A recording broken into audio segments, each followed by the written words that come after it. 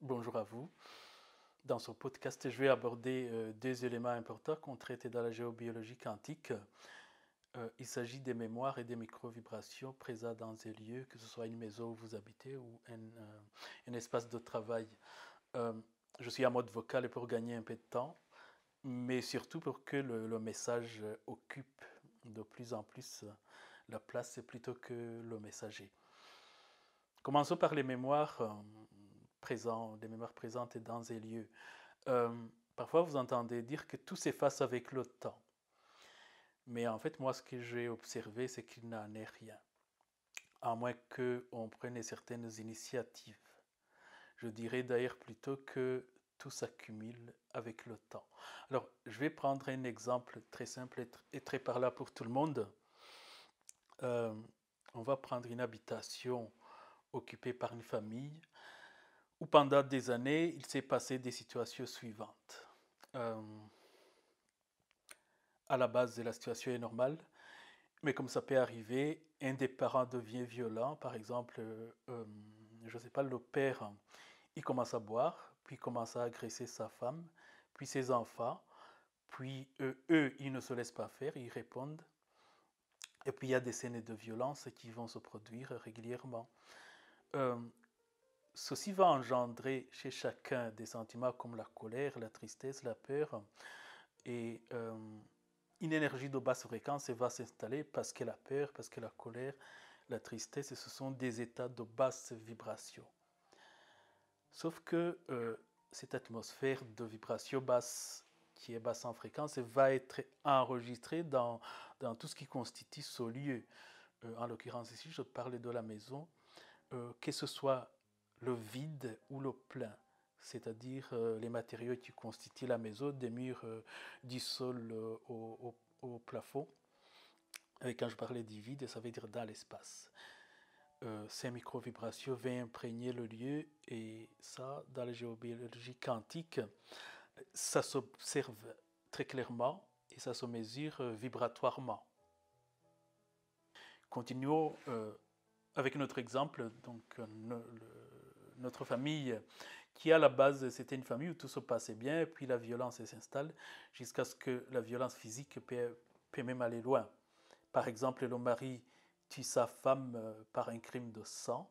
Dans mes podcasts, je vais en fait essayer d'aller au bout des idées pour éclaircir les choses. Donc, je disais, le mari tue sa femme par un crime de sang. Donc, ça arrive que les maris battent leurs femmes. Euh, S'il y a un crime de sang, les gens vont nettoyer de telle façon qu'avec les yeux, il est impossible de savoir que du sang a été versé dans cette maison, que du sang a été projeté sur les murs. Le caractère spécial du sang, le caractère de la relation entre le sang, la mémoire causale et l'âme chez les images, j'y reviendrai. Ici, nous allons nous concentrer et rester sur du sang sur les murs. Donc même si c'est nettoyé avec des produits chimiques, et même si vous ne voyez plus rien avec les yeux physiques, une personne scientifique de la police criminelle va venir avec ce qu'on appelle la polylight ou la lampe crime light. Donc également avec des lunettes qui vont avec, et il va voir des traces de sang. Figurez-vous que c'est tout un début de ce qu'on peut appeler la lecture fréquentielle qui existe un peu dans la science, mais ils appellent ça la lecture de la fluorescence et des éléments. C'est un tout début de l'acceptation de la lecture quantique par la science. Alors comment ça marche? En fait, il s'agit d'une lampe qui possède la capacité d'émettre de la lumière à différentes longueurs d'onde. Par exemple, la lumière solaire, qu'on appelle aussi la lumière blanche, elle est dotée d'un ensemble de longueurs d'onde et chaque longueur d'onde individuelle elle est perçue par l'œil comme une couleur unique. C'est donc la lecture de la fluorescence. Certains éléments sont naturellement fluorescents, c'est-à-dire qu'ils possèdent la particularité d'absorber la lumière à une certaine longueur d'onde et de réémettre de la lumière à une longueur d'onde supérieure. C'est donc comme ça que le sang absorbe la lumière. On peut mesurer ça à 415 nanomètres et en utilisant une lampe émettant à cette longueur d'onde et en équipant le policier des lunettes filtrantes, donc les lunettes qui ne laissent passer que la lumière mise à cette longueur d'onde attendue, le sang peut apparaître. C'est ce que je disais, donc on mesure précisément la fluorescence du sang. D'autres substances, d'autres éléments, on peut les mesurer sur des longueurs de fluorescence différentes. Je ne vais pas vous reciter l'histoire entre Bill Clinton et Monica Lewinsky. Ce n'est pas du tout mon sujet aujourd'hui. Mon sujet, c'est quoi? Ce que je voulais dire, c'est qu'à l'aide des différentes longueurs d'onde, plusieurs indices, plusieurs saletés peuvent surgir alors qu'on se croit dans une maison clean, alors qu'on ne voit rien du tout avec ses yeux. Ça, c'est le boulot de la police. Mais moi, si j'envoie dans cette maison une personne qui a des capacités télépathiques à lire les autres fréquences, des personnes maintenant avec des capacités télépathiques, ils le voient à distance, ils ne sont pas obligés de se déplacer, de venir voir. En fait, la personne elle va percevoir toutes les lourdeurs qui sont incrustées dans cet endroit. Elle va voir des scènes de tout ce qui s'est passé sur des périodes et des époques différentes. En fait, tout a été enregistré dans les fréquences et par l'enregistrement des micro-vibrations. Et les occupants qui vont suivre, ils vont vivre dans cette atmosphère. Et parfois, ils ne se sentent pas bien, ils ne savent pas pourquoi, parce qu'en apparence, tout va bien. C'est leur maison de rêve. L'objectif en fait de la géobiologie quantique qui s'en vient, qu'on commence à pratiquer, ce n'est pas seulement de lire tout ça, mais de donner des solutions, d'effectuer ce qu'on appelle une remise à zéro ou une décréation de ces mémoires par des techniques de transmutation. Ceci remet à l'équilibre le lieu et ça peut rester comme ça. Les mémoires, les lourdeurs anciennes ne vont plus être actifs, ils ne vont plus, pour être crus, ils ne vont plus vous pourrir la vie si c'est vous les occupants. Mais il faut comprendre en fait que notre vie se passe, oui, dans le monde physique, mais il se passe également dans le monde subtil. Quand vous aménagez votre lieu physiquement, vous l'aménagez à votre goût, à votre style, avec les couleurs, les meubles qui vous conviennent. Il faut le faire également dans le subtil, parce que c'est dans le subtil où vivent en fait vos corps subtils. Donc l'idée, c'est de vous habituer à prendre en compte votre corps physique et aussi vos autres corps qui n'ont pas besoin des chaises, des canapés, des tables à manger, mais d'un aménagement énergétique qui leur convienne. Il faut donc procéder à l'installation de sa propre vibration et de ses propres intentions dans ce lieu pour l'occuper suivant l'atmosphère et les énergies dans lesquelles vous voulez vivre. Les mémoires, les micro-vibrations, souvent les enfants et les animaux de compagnie le sentent plus vite que les personnes adultes. Les enfants ne sont pas encore conditionnés et les animaux, ils voient d'autres dimensions. Ça, tout le monde le sait. Ou alors vous l'avez déjà vécu. Vous savez, par exemple, vous aménagez dans une maison. Et puis soudainement, après quelques temps, vous voyez votre fille ou votre fils, il sort de sa chambre et il vous dit crûment, papa, maman, je n'aime pas du tout cette maison. Eh bien, surprise, hein.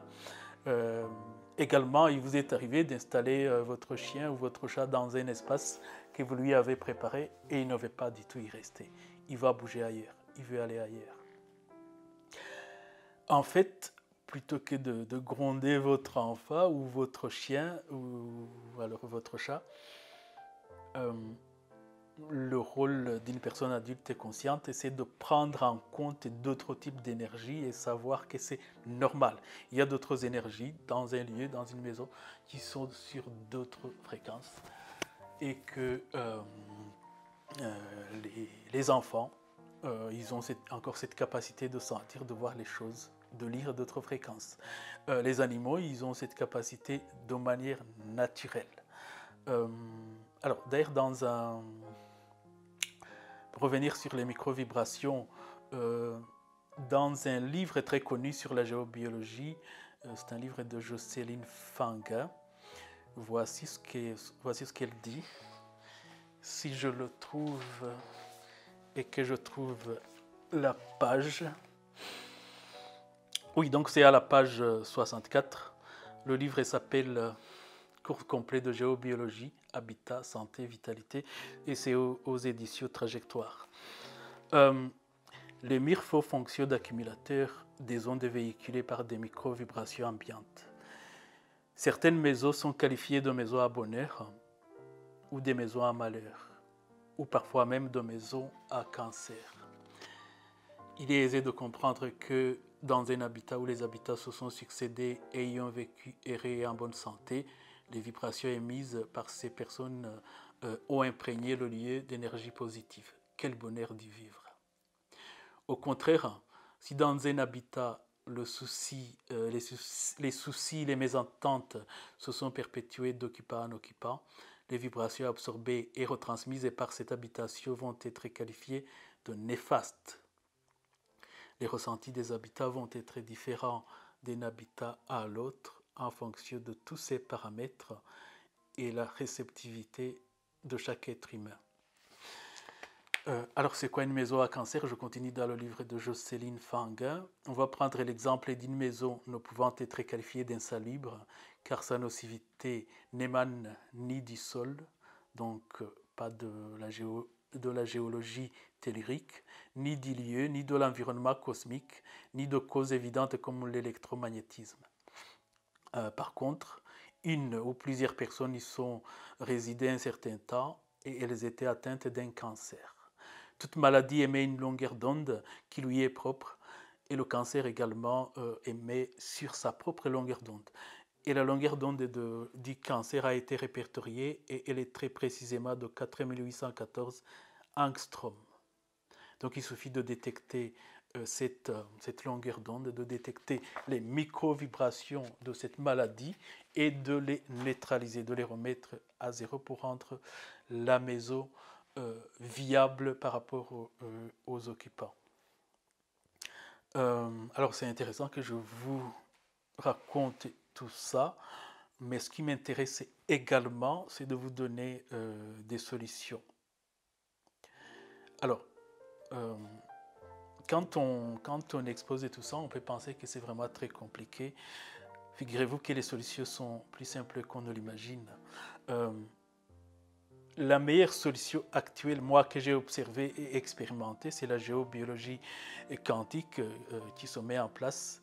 Mais en attendant cette solution, par exemple, il y a des solutions que vous pouvez mettre en place et en tenant compte de la géobiologie classique et ça marche. Ces solutions peuvent améliorer votre qualité de vie dans une maison ou dans un espace de travail. Je vais vous en citer quelques-unes. Par exemple, le gros sel. Le gros sel, c'est un très bon absorbant des énergies négatives et c'est très connu depuis l'Égypte ancienne. La deuxième solution qu'on utilise souvent, c'est la diffusion des huiles essentielles suivant leurs propriétés. Par exemple, la menthe poivrée pour chasser les énergies. La menthe poivrée, elle chasse, elle n'absorbe pas des énergies négatives. Et une fois les énergies chassées, la lavande ou l'huile essentielle citronnée, ça augmente le taux vibratoire. On utilise également la sauge blanche, c'est une plante connue depuis des millénaires par les Amérindiens. Ces solutions ne dissolvent pas les mémoires, ils ne chassent pas des entités, ils ne vont pas loin au sous-sol. Ce n'est pas des solutions de profondeur. Mais c'est des solutions qui augmentent le taux vibratoire de votre lieu de travail, de votre lieu de vie, en attendant d'aller en profondeur ce qu'on fait par la géobiologie quantique. Voilà, je crois n'avoir rien oublié. Je vous remercie, je vous dis à bientôt. Si vous aimez ce sujet, si vous avez aimé, vous pouvez liker, vous abonner et partager.